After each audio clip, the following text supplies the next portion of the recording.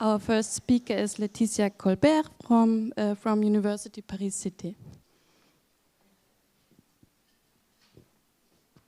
Hello, everyone. Do you hear me well?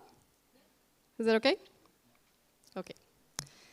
So I'm Leticia Kolberg, and I'm going to present today a little bit of my postdoc study under the supervision of Alex de Carvalho from Université Cité. So the title of my presentation is Prosody Can Guide French Children's Interpretations of Ambiguous Relative Clauses. So the background for the studies come from works investigating children's reading comprehension skills. So what we know is that the ability to decode individual words does not translate immediately to the ability to read and understand connected text. So after learning to decode individual words, it takes children an extra 3 to 4 years to be able to fully understand completed sentences. So one of the possible explanations for children's reading comprehension difficulties is that they have trouble recovering the syntactic constituents of written sentences. So while most diagnostic tools and intervention methods for children's reading difficulties are focused on individual word decoding skills, which are indeed essential for learning to read, very little attention is paid to children's ability to uncover the syntactic chunks that compose written sentences. But how do children access the syntactic structure of sentences? So if you were in Anne-Christophe's talk this morning, you heard her say that one of the cues that children use to access syntactic structure is prosodic information in oral language, right? So we have a lot of works that show that children rely on prosodic boundary information to constrain their interpretation of spoken sentences.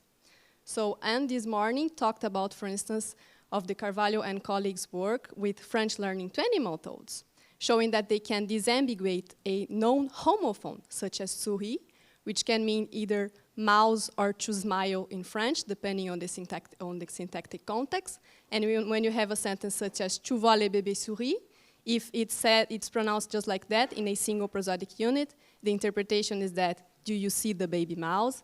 But when you take the same string of words and divide them into 3 prosodic units, tu vois le bébé sourit. In this case, the word souris is in a verb context, and then the interpretation is, do you see the baby smiles?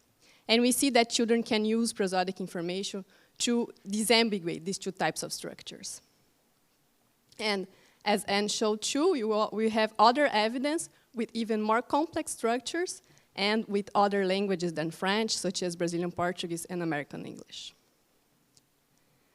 So we can see that for oral language, children can rely on prosodic information to constrain their interpretation of their syntactic analysis of spoken sentences from an early age. And we ask ourselves, is prosody also important for written language comprehension? That is, to access the syntactic structure of written sentences by children. What do we know about the role of prosody in reading comprehension? Fodor, in 1998, came up with the implicit prosody hypothesis that states that when silently reading a text, readers produce an inner voice that has a prosodic pattern that's based on default prosodic constraints of their native language. So you can think about this inner voice like sometimes when we are reading, we can kind of listen to our own voices in our heads. So this is that kind of inner voice. Or sometimes we can listen to the voice of the narrator or the character if you're reading a dialogue, for instance. So all things being equal, the default prosodic phrasing of this inner voice can influence the preferred interpretation of sentences by mature readers. Several studies have investigated the implicit prosody and show that prosody can influence written sentence comprehension in adults. For instance, Pite and Colonna has shown that French adults interpret written sentences with long relative clauses differently from sentences with short relative clauses. So they showed participants to sentences such as to A, il connaît les frères des filles qui entrent, or he knows the brothers of the girls who enter. Or to B, il connaît les frères des filles qui entrent dans la cour, or he knows the brothers of the girls who enter the yard. And when you ask the participants who enter, they have different tendencies of interpretations depending on the length of the relative clause, which is highlighted in these sentences. So the only difference between these sentences is the length of the relative clause. There is no a priori semantic reason as to why one would change their preferred interpretation of these sentences. So the explanation that we have here is that the length of the sentence would change our preferred prosodic phrasing of these sentences. And this is due to a constraint that's called the same-size sister constraint that dictates that a sentence should be divided into roughly equally sized prosodic phrases. So for the sentence in 2A, for instance, participants would tend to impose a prosodic boundary between the first noun, the brothers, and the second noun, the girls, which would lead them to prefer to think that the girls are the ones who enter. And for the second sentence, they would tend to place a prosodic boundary between the second noun, the girls, and the relative clause, who enter the yard. And this would lead them to interpret that the brothers of the girls are the ones who are entering the yard. And this is for native French speakers. So we can see that prosody can influence syntactic parsing of written sentences by mature readers. However, no one has directly investigated the impact of prosody in children's ability to understand written text. So what we ask ourselves here is, when do children start to impose prosody in written texts? In order to investigate this, we created 2 studies aiming at investigating French children's abilities to use prosody to constrain their interpretation of ambiguous relative clauses in the spoken modality in experiment 1 and in the written modality in experiment 2. So for experiment 1, participants heard sentences containing a long relative clause with a prosodic boundary either between the first and second noun. So for instance, il connaît la fille de l'homme qui attend dans la cuisine, or he knows the daughter of the man who waits in the kitchen, or between the second noun and the relative clause. Il connaît la fille de l'homme qui attend dans la cuisine, or he knows the daughter of the man who waits in the kitchen. Afterwards, they heard a question about who's the referent of the relative clause, in this case, who waits, while seeing 2 images side by side depicting the 2 possible answers, in here, a girl and a man. And they were instructed to choose the picture that answered the question. What we expected here is that if participants can be influenced by the prosodic structure while interpreting these sentences, they would choose the first noun as the referent of the relative clause more often when listening to the second type of sentence with a boundary between the second noun and the relative clause than when listening to the first type of sentence. So this is our results. We managed to test 24 4 to 6-year-olds, 28 7 to 9-year-olds, and 29 adults. For the children, you can see that children seem to prefer to choose the first noun in both conditions, but we see a significant difference in the proportion of pointing responses to the first noun between conditions in the expected direction. So children, when they listen to the sentences with a prosodic boundary between the second noun and the relative clause, they would choose the first noun more often than when they heard the sentences with prosodic boundary between the first and second nouns. For the adults, we observe the same pattern of results in the sense that they increase the proportion of pointing responses to the first noun between the two conditions in the same direction as the children. But we can see here that adults prefer to point towards the second noun in the NP1 boundary condition. But this is expected, it's like in according with what we expected from these results. So what these results show us is that by age 4, children can already use prosodic information in the spoken domain to constrain their interpretation of sentences containing complex relative clauses. This contributes to studies on the role of prosody for syntactic parsing of spoken sentences in children by including another type of sentence that hasn't been studied before, that it's probably more complex than the ones previously studied, and to studies on prosody effects in relative clause interpretation by French adult speakers, by showing that you have the same effect with explicit prosody in oral speech, in spoken sentences. So now that we know that children can use prosodic boundary information to constrain their interpretation of relative clauses, we can investigate whether they do that in the written modality. So we took the same sentences as for experiment 1, but this time children read either a short relative clause sentence, such as he knows the daughter of the man who waits, or a long relative clause sentence, such as he knows the daughter of the man who waits in the kitchen.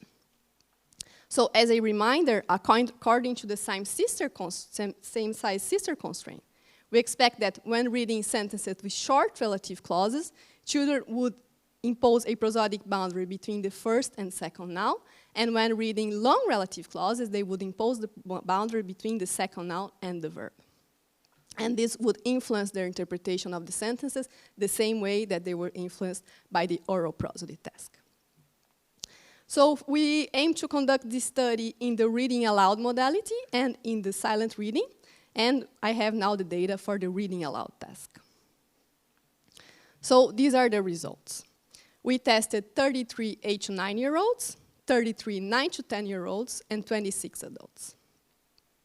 And we can see that the pattern of results is very similar than to the oral prosody task, but we only find a significant difference in the proportion of pointing towards the first noun for 9 to 10-year-olds and adults, but in the expected direction if they were to produce the prosodic boundary we expected them to produce. Sorry. So what these results show us is that by age 9, children can reliably impose prosodic boundaries to written text when reading aloud, and use this information to constrain their interpretation of sentences containing ambiguous relative clauses. 8-year-olds present a non-significant trend in the expected direction. So this could have lots of explanations. So for instance, they could understand the sentences or have more difficulty decoding the sentences. But when we analyze the data, we don't see a clear difference in decoding or reading fluency a priori when we compare the 8 to 9 and 9 to 10-year-olds.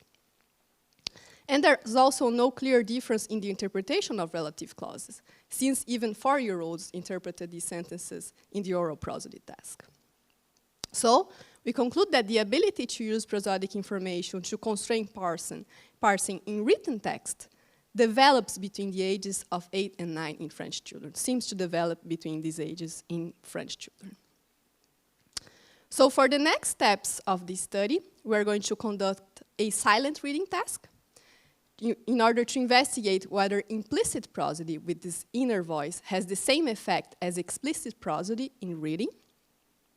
And we also aim at analyzing participants' production of prosodic phrases when reading aloud, to see whether it really correlates their interpretations. Sorry. So I'm going to show you a quick video so you can see a bit of how was the prosodic phrasing of these sentences produced by the children. So you'll see 2 children producing the same sentence, but in the long version for the first video and in the short version for the second video.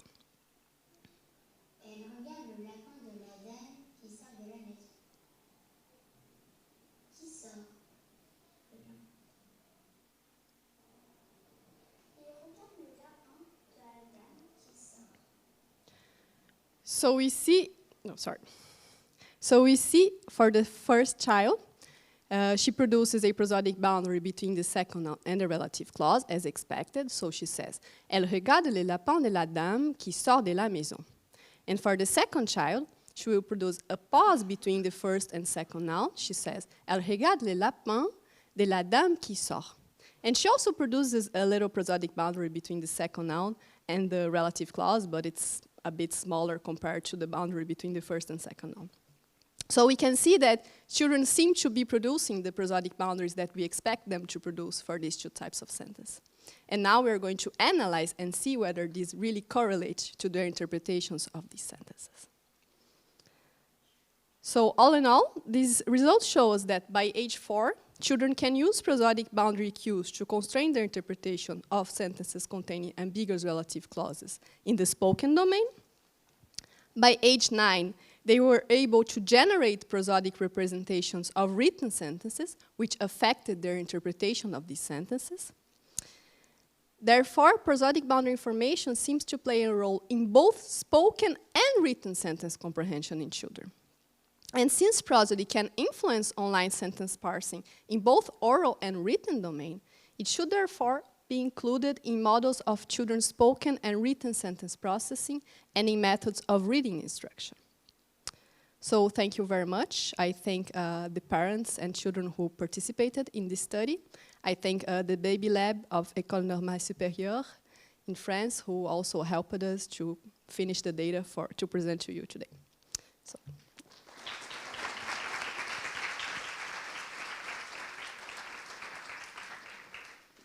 Thank you, Leticia. We have time for questions or comments.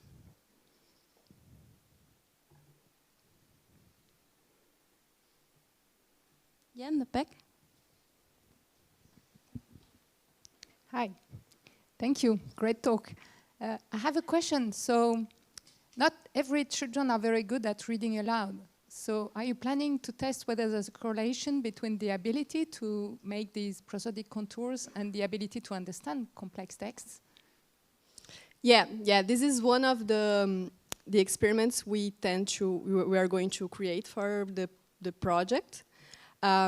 So for this specific data, I'm analyzing the data, like the acoustic data, to see like whether children who had difficulty reading or who read like word by word were the children who didn't present the pattern of results that we expected. So besides looking at the prosodic phrasing of these sentences, we will also look at how children that didn't produce like fluent versions of these sentences performed in this task.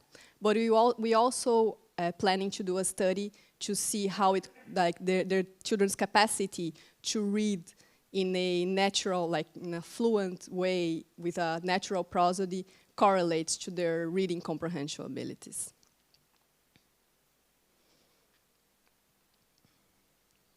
Okay, we still have time. One more question.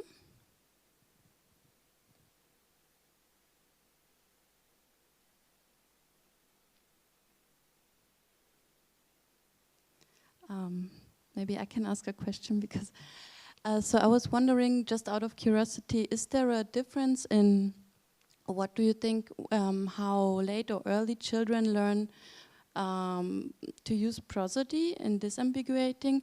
For instance, there are languages where you have gender information on the relative pronoun where you don't need necessarily the prosody to disambiguate. Do you think there is a difference in how late or early children would use prosodic information? Well, I think that's a question for Anne, but let me think about that. So that's something like we asked ourselves with some of the experiments in oral prosody that we did. Like for instance, with the, you're going to tell me if I'm answering your question or not, but with our experiment with stripping sentences with that Anne showed you this morning, we knew that these sentences were less frequent in children's input, and we didn't know if like they were like really like present, and if like would it make a difference if the sentence was really frequent or not in children's input. And what we see is that apparently they're not, this is not important because they can use prosodic boundary information anyway. But then it's true, if you have other types of information, it's possible that maybe they are more reliable than prosody in certain cases. And yeah. And then you have studies that kind of fail to show children's use of prosodic boundary information with sentences that in which like the prosody syntax relation is not as straightforward as, for instance, tu vois le bébé sourit or tu vois le bébé sourit, which is like clearly, prosody is clearly needed to differentiate these two types of sentence. I don't know if I... Thank you. Yeah. Okay. So thank Leticia again.